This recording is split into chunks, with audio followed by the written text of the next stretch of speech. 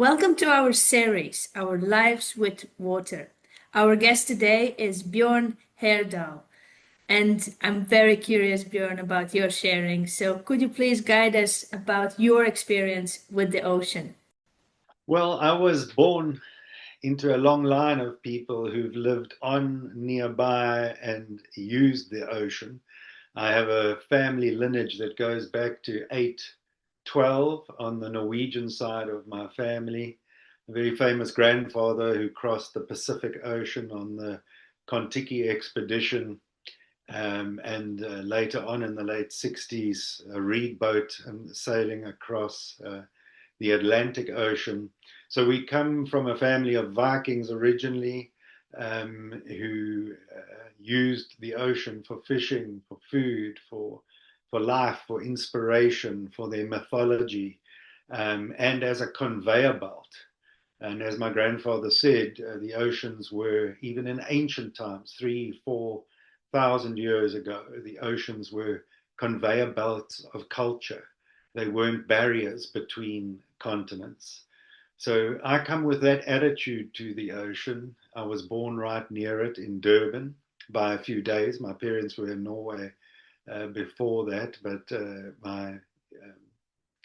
my mother's mother lived in Durban and she came out here to South Africa. And long story short, that's how I grew up in South Africa, most of the time on the coast. So I was surfing as a teenager, diving for crayfish, spearfishing, swimming, playing, either in the rivers of KwaZulu-Natal or in the ocean itself. So I have a very visceral, long lineage and personal experience of being on the ocean, to the degree that I built a long-term dream of mine was to build a Viking ship, and build a vessel of my ancestors in the way that they built it, and sail significantly on the ocean with that, to be the first person to sail around the southern tip of Africa in a Viking ship. And I built that in 2019, and sailed it around the Cape with a crew of 12. And there, a whole nother level of experiencing man's connection with the ocean, this archaic, ancient maritime engineering, with people that lived so close to it. The movement of those timbers, the way you clinker build that boat so that it actually moves with the ocean. It's flexible. It is a beautiful thing. So to me, I've always been in love with the ocean. It's my spiritual place.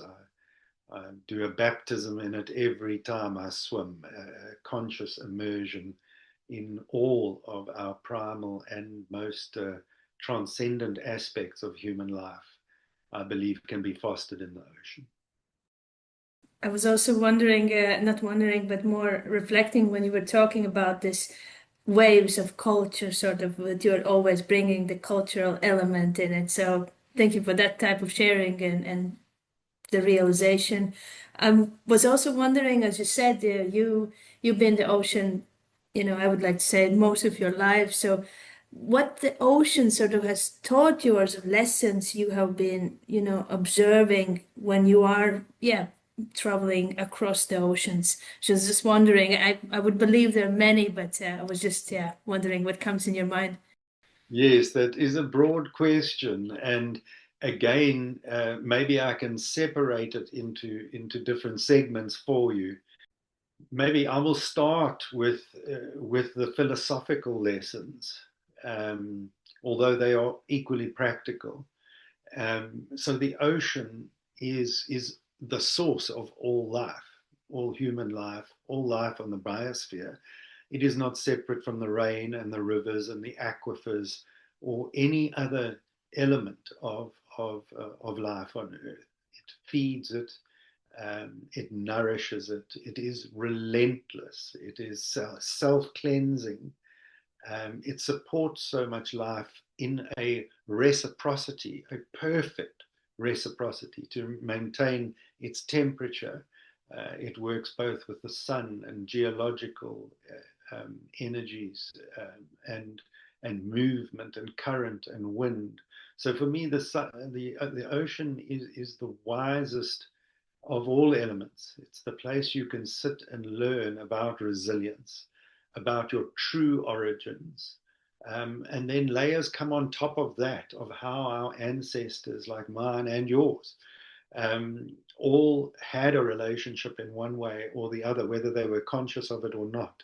We breathe in as the ocean breathes out. It is the biggest rainforest by far, in terms of its coral reefs and its other life that produces the critical oxygen that we all need.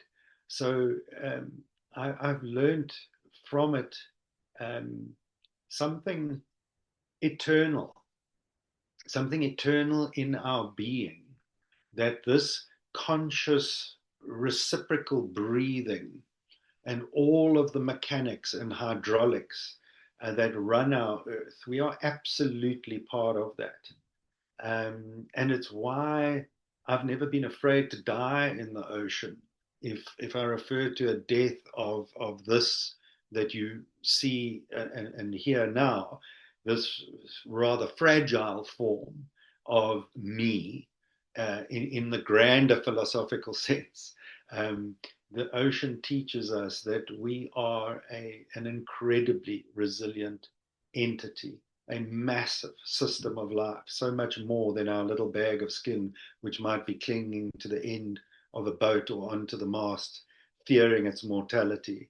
I'm able to breathe in there and know that when this form passes, and hopefully it does pass on an ocean or somewhere beautiful like that, that when that happens, nothing changes for me. Nothing changes. In the grander scheme of things, we've just have this privileged space to learn and share, as all of our levels of consciousness and awareness, and all of our cultural richness, and the other creatures which have sentience at different stages to us, or in different forms and different languages, ways of communicating. And the ocean, I think, it teaches us that lesson. It just crashes relentlessly on that beach, and it also caresses that sand. It polishes the rocks. It brings down whole mountainsides. It does all of that work with this gritty, beautiful grace, and it feeds us. So there's just too much richness in it for me to share. But I have an incredible gratitude every time I'm able to walk down and sit on that sand, or immerse myself, walk into that ocean, knowing that there are icebergs floating in that same medium, that there are people sailing on it, that there are giant sea monsters underneath it in the depths. It's To me, its lesson is gratitude, and its lesson is that there is one system of life from which we are inextricably joined, whether that be psychologically or physically. Our very breath and the cells in our body and the microbes that animate us, all of these things are a product of that ocean and need to be revered and respected, and treated as part of our own body, our own system. I was truly carried away, and also in terms of this connection. And although we are also at the moment in two separate places, we are all connected in one way or another. And yeah, it was a truly beautiful reminding, I think. So thank you for that. I also was wondering, but I think your words are already truly inspiring, but I also know your your movement towards this nature awareness, and also telling to others to to experience the ocean. So I'm just wondering about this message to others, and how maybe who have not yet I don't know, received that message, or that feeling of connection with the ocean, what would be the first thing to to remind ourselves that there is a true way of being with the ocean and with the waters. But I again think you said it already so beautifully. I'm not sure if there is anything else you would like to add on that topic. To answer the last part of your question is what would you say to people who don't yet have that connection or don't yet feel it? Because of course they do have that connection. They are 70 or 80% ocean. They're water and salt and minerals.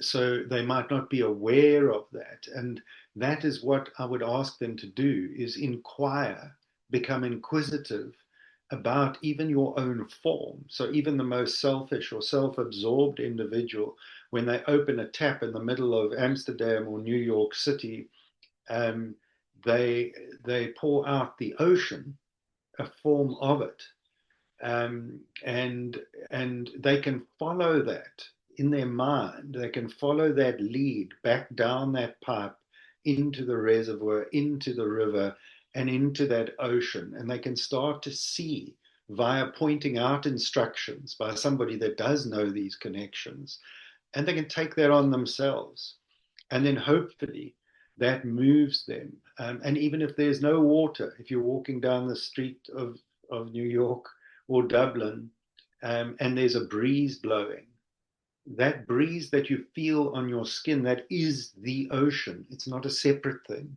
Our atmosphere is only as a consequence of the ocean. It's another lighter form of the ocean. So the ocean doesn't stop on the beach. When the waves crash there and you step back from them, you haven't stepped back from the ocean. The next breath you take, you breathe that ocean into your lungs. The next cup of coffee you have, you hydrate yourself with the water that's in that coffee, and that is drinking the ocean. So to bring that into your mindfulness, no matter what your situation, and hopefully that eventually takes you down to find a beach. Find a beach next to you and go and put your feet in that ocean, and realize that you're stepping into thousands and thousands and thousands of years old water that is channeled around icebergs, that's visited every corner of this planet, that has been in the clouds, it's been in the atmosphere, it's pouring down. It is an ancient, ancient legacy. And we are a conscious form of that ocean. So I would encourage even those who live quite conceptual lives or almost mechanistic lives, caught up in their day to day job or work, or preoccupation with acquiring things, to just realize the role that the ocean plays in the origin of all things and of you yourself. Thank you, Bjørn, again for this reminder, and yeah, just thanks for this sharing. I also I'm aware of the storytelling elements and it, but the way you even say and talk, the whole thing is as a one story. But I also would like that the audience are aware of certain books you have also made, and yeah, if there is anything you would like to add on this element of storytelling and how important is that. And if I recall correctly, there was also a reading section from your book, which you would also like to offer us.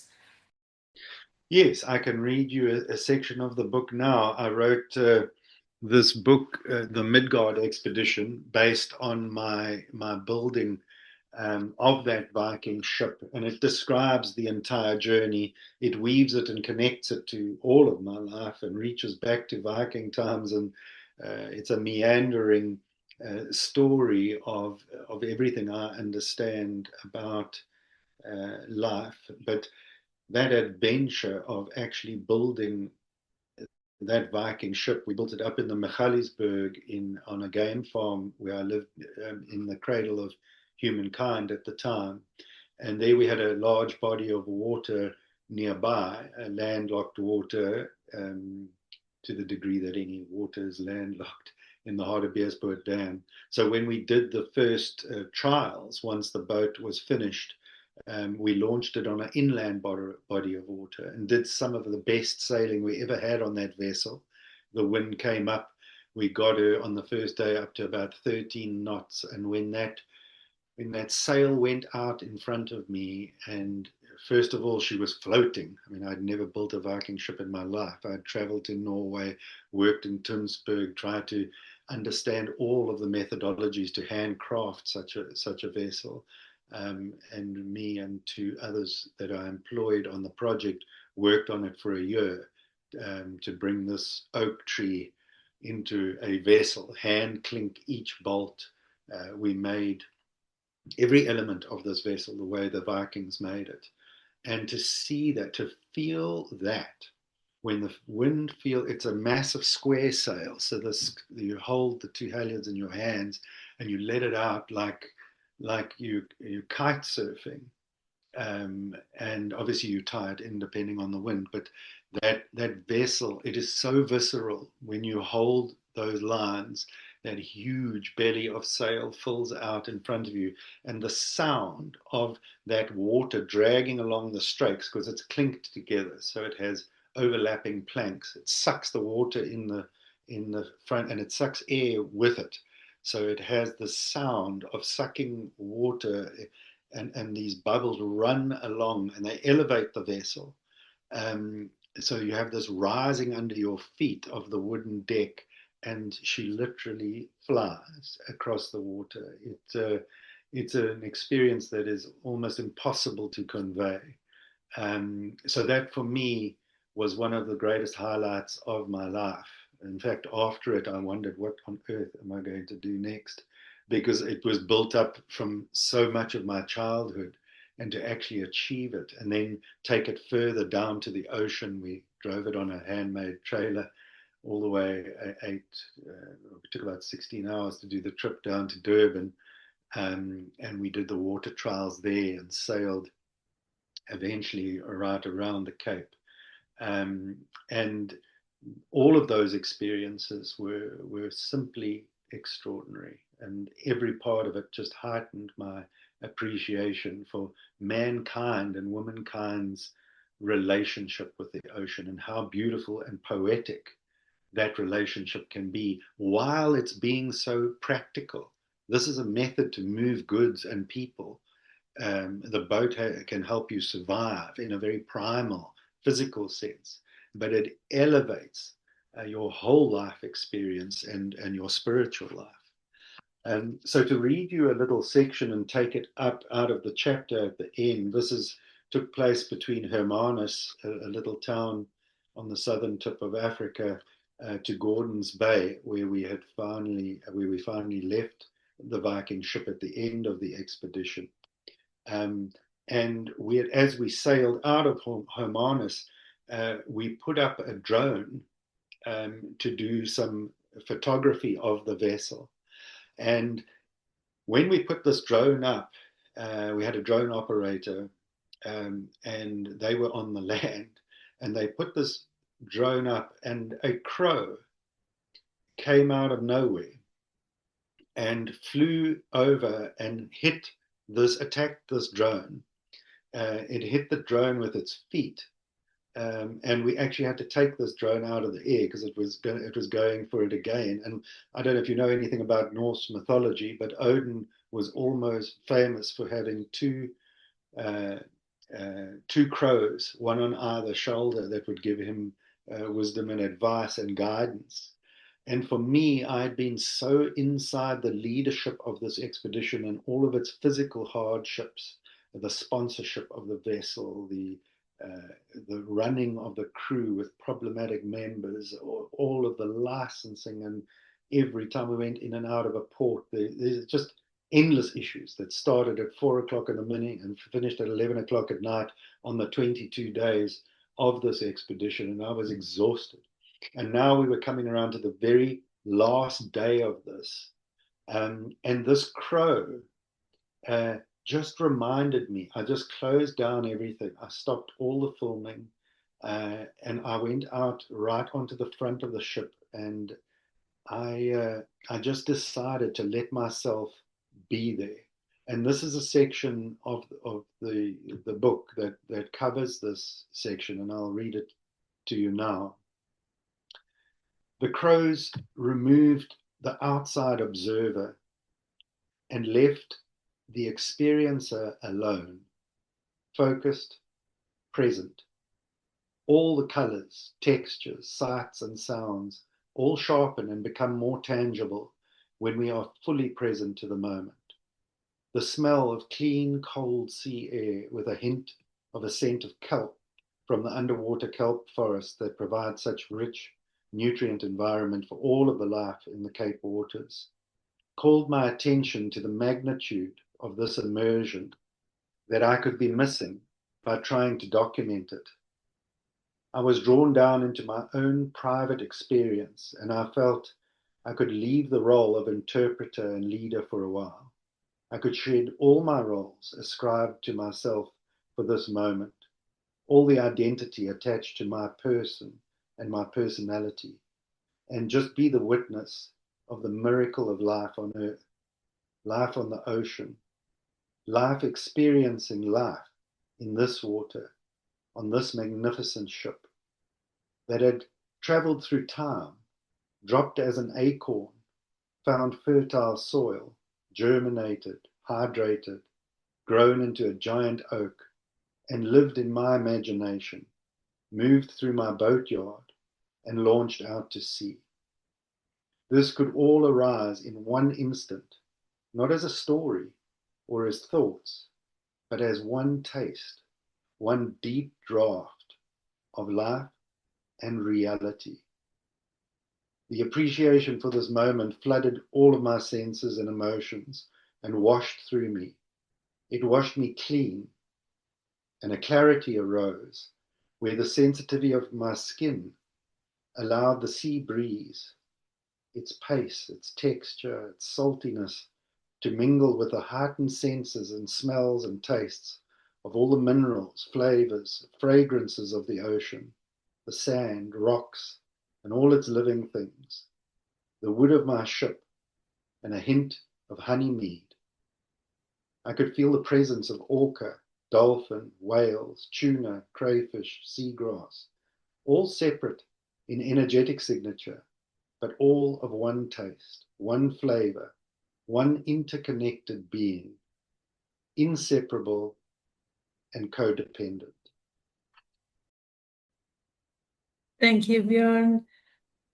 Yeah, you brought me, or at least my interpretation of that moment is just a reminder again that being present, being and allowing us to be present, and just it's a lovely metaphor what you also brought in your reading about how nature sort of this bird sort of made you stop in a way and just be.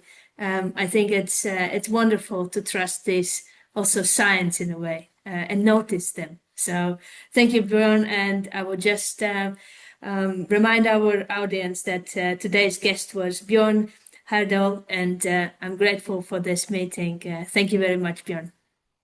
Thank you so much.